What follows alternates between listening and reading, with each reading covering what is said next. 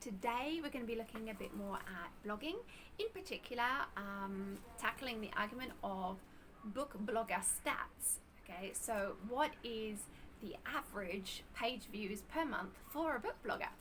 Stay tuned to find out.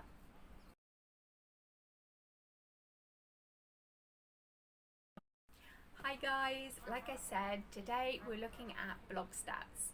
Okay, so it's something that's come up because a lot of people don't feel comfortable sharing their blog stats. I don't know why that is. I personally, I've always been very transparent with mine.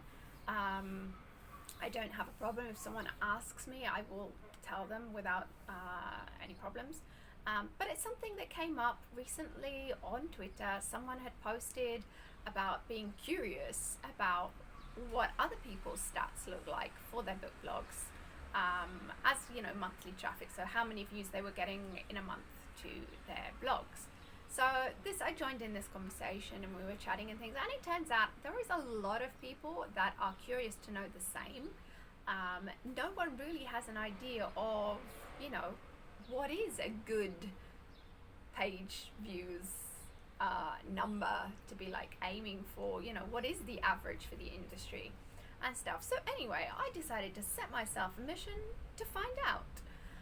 Now obviously this is just a screenshot of a very small portion of book bloggers, so this isn't obviously conclusive for the entire industry, but it did give me an idea of the sort of ballpark figures that we're working with. Okay, so in full transparency, my blog, linsdell.com, my June stats were 32,247 page views for the month of June. Okay, so for me, I'm really excited about that because it's actually a personal best for mine, and I'm continuing to grow every month, so I'm really excited about that.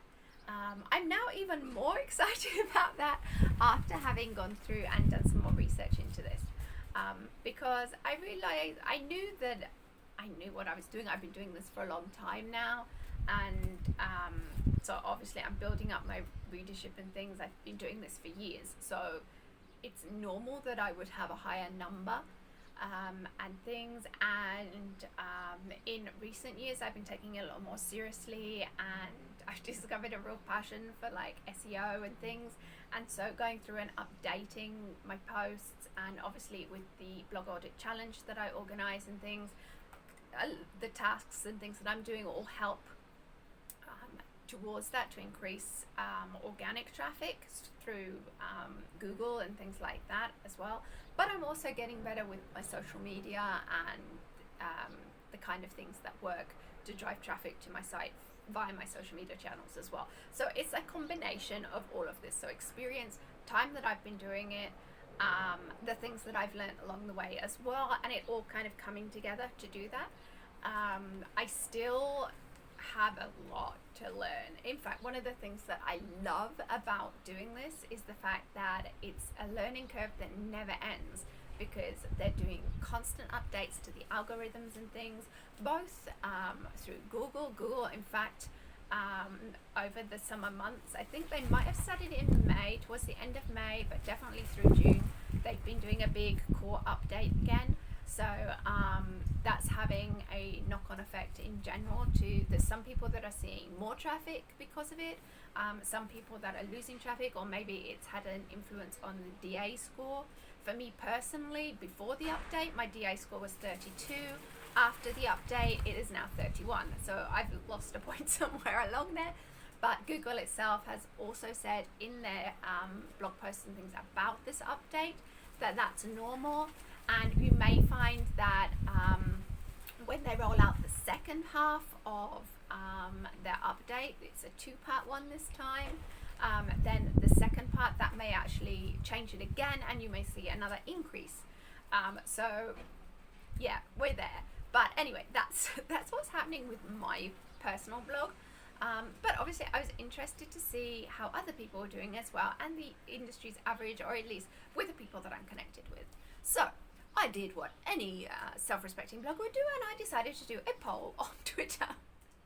which is one of my favorite ways of doing research actually. Because Twitter is the social media account where I am most active and have most engagement and things. I just get better traction there. It's my people. So anyway, I decided to do this poll to find out where people are at, because I'd had posted on a thread discussing blog stats, asking if anyone wanted to share their stats for their blog, but very few people actually had the courage to reply. I think a lot of people didn't reply with their stats because they felt insecure about them. Maybe they didn't think that they had enough or whatever, and so they were being a bit shy about it. Other people, obviously, maybe they didn't want to feel like they were bragging about their stats or whatever. But I think it's important that you realize when we're having these discussions, it's not to say, yeah, we're in competition, I'm better than you because I've got better stats than you. That is not what this is about at all, because we are all on different parts of our journey. Like I said, I've been blogging since 2006, so I've been doing this for a very long time. It would be weird if my stats were low at this point, if that makes sense. Because I would hope that after all of these years of doing that I would be better at doing it. So you can't compare my personal stats with someone else that has only been doing it for a couple of years. There's no comparison to make there, because we're at different points in our journey. Also, there's other people that are coming into it and they have no knowledge about the technical aspects of blogging. They literally starting doing it as a hobby blogger. So they've not studied SEO or online marketing or social media or anything like that. So obviously it's going to take them longer to build up that knowledge and things doing it. So again, you can't really compare someone like me I've done courses in online marketing and things. It's one of my specializations. So and it's something that I'm really passionate about. So I'm constantly reading articles about it and doing research into it. I'm fairly up to date with, for example, when Google do a new core update or whatever, I tend to kind of follow that kind of news. So, and I'm constantly looking for ways that I can improve on what I'm doing at the moment as well, the adjustments to the algorithms and things like that. I find it interesting. Not everyone does, and not everyone is going to want to study that and use it. So, yeah, just so it's clear, everyone is at a different point in their journey, and therefore the stats, it is literally just a number. Okay, but for the purposes of this research, okay, it was to try and find out how much traffic book bloggers are getting to their book blogs on average a month. Okay, so going by my poll that I did on Twitter,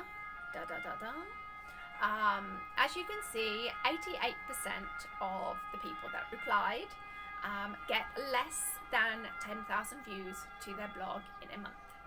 Okay, so this is like a huge portion. Again, this could be because they're all newer bloggers, so they're just getting started and they haven't been doing it very long or whatever, so that could be part of it. Sorry about the ambulance. Okay guys, now the ambulance has gone. Back to where we were. So as you can see from the graphic, 88% of the people that have replied to the poll so far have said that they get less than 10,000 views to their blog in a month. Okay, so this is obviously the majority of the people that are replying to this. Again, I don't know how long they've been blogging for, the kind of content that they put on their blog and things. This is the ballpark figure. Okay, so most book bloggers are getting less than 10k views to their blog every month. Then we have 8% which are getting over 10k a month. Okay, so starting to go up a little bit, and then we have 5% that get over 20k a month. So as you can see, those that are getting higher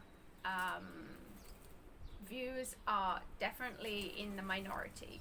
Okay, so going by this, with my over 32k. I'm definitely in like the higher portion of traffic for book bloggers. Again, this could be down to any number of things. The amount of time that I've been doing it, also the kind of content that I put out, because I do books and blogging, so I do a lot of how-to, I do a lot of collaborations. I'm not just posting book reviews to my book. I have a lot of varied content, and so my market of readers is going to be wider, for example, than someone who just posts their book reviews. So again, this is all very wide when you're looking at these stats, okay? It's just to give you an idea of the kind of thing that is out there. Because obviously someone who is just posting book reviews may potentially not get the kind of traffic that someone who posts other kind of content as well, whether it's interviews or does guest posts or does collaborations, like in general, who does how-to, tutorial and things like that, all connected with book blogging. Like I said, on my blog, I do a lot of how-to and guides and things like that. It's all specific to book bloggers for the most part, and so it is all very books orientated and book blogger orientated. So even when I'm doing my blogging part, it's generally targeted towards book bloggers, so it is still very much within the book blogging niche, but like I said, it offers a wider variety of content, which is obviously going to pull in more people than just standard book reviews would. So there's a lot to think about whilst you're looking at these statistics. But I just wanted to do this video to throw it out there as well, so that, you know, don't be afraid to share your journey and what you're doing as well. I personally love to see the transparency with people, and even, you know, those people that are just starting out, they've maybe only been doing it for a couple of months, and they're literally getting, you know, maybe a couple of hundred views, you know, in a week or even in a month, because they're just starting out or whatever. And then when they start reaching those milestones and then, you know, they hit their first 1,000 readers for a month and things, I'm totally behind those, and those achievements are no smaller, they're not smaller than the achievements of other people. Going on, is you're first and foremost in competition with yourself and trying to make yourself a better book blogger and things. So don't look at it like that. We're in a competition with ourselves, but we're also part of the community and things. And there are a lot of things that book bloggers can do to support each other as well. And you know, it doesn't have to be a completely one person doing it on their own kind of thing. Get involved in the collaborations and promoting each other's posts as well as your own and things, and, you know, just really reach out, get involved in roundup posts and things. So when people are putting out that they want to do a roundup post of different blogging content, I do one on my own blog where every month I post a roundup post which brings together a whole variety of different book related posts. So as you'd expect, there's always some reviews and things in there, but there's lots of discussion pieces as well. For example, in the June roundup that I did, there was a discussion piece about romance reads and living a happily ever after. There was book tags. There was all sorts of things in there, as well as the reviews. So yeah, don't be afraid to reach out and join in those kind of things as well. I mean, obviously, if you do want to do your blog, which is just book reviews, then that is completely fine too. You don't have to post other things as well. But there are ways that you can get involved more in the community, even with your just doing book reviews. Okay, again, there are roundups for just book reviews. There, you can also link to other book bloggers that have maybe done a review of the same book that you're reviewing. So you do have ways to deal with the external links and backlinks and the supporting of your fellow book bloggers and things without straying from doing just book reviews. Okay, so just something to think about. I hope that this video has been interesting to you, and I will be delving more into this as well, because it's definitely come up as a subject that a lot of people were interested in. I think more than anything, to give them an idea of what is the average? Are you on the right track? Are you where are you positioned within the community? Again, not as in a I'm better than you way, but just to give you an idea of where you're at with your readers compared to with other people and things, and what you're doing, with your DA score or whatever. How do you fare against other people who are doing the same kind of thing as you?